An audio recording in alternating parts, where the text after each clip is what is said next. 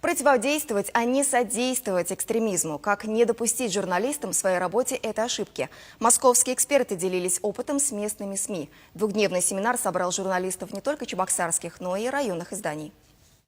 Действовать на опережение и противодействовать терроризму и экстремизму могут не только военные, полиция, ФСБ, но и журналисты. Эксперты из Москвы отмечают, СМИ не всегда создает правильную информационную среду. Например, навешивают ярлыки. У нас может быть несколько очень нехороших противопоставлений, которые повторяются в языковой конструкции.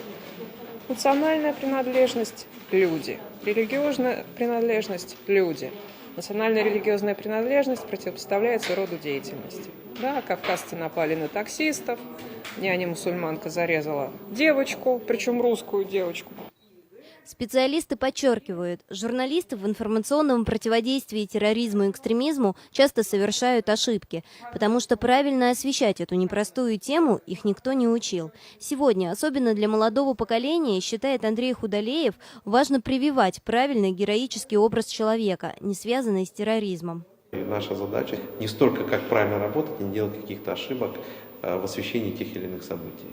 Потому что попытки даже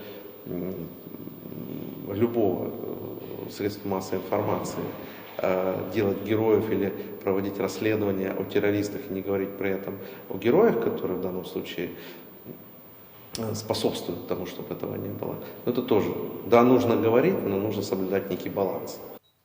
Такой семинар в Чувашии проходит впервые. Среди слушателей собрались представители СМИ разных поколений. Подобные семинары, подобные тренинги, они крайне полезны вообще для любого работника массовых средств информации. Не обязательно журналисты, это может быть и блогер.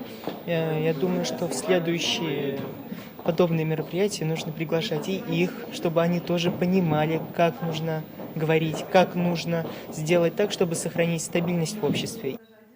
Для слушателей семинара настоящей неожиданностью стал приход одной из бывших участниц экстремистской организации «Хизбут Тахрир». Журналисты активно интересовались жизнью девушки до вербовки, ее работой в группировке и тем, как проходила реабилитация бывшей вербовщицы.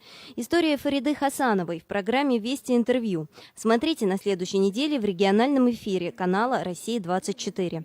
Анастасия Евгеньева, Владимир Синдеев, «Вести Чебоксара».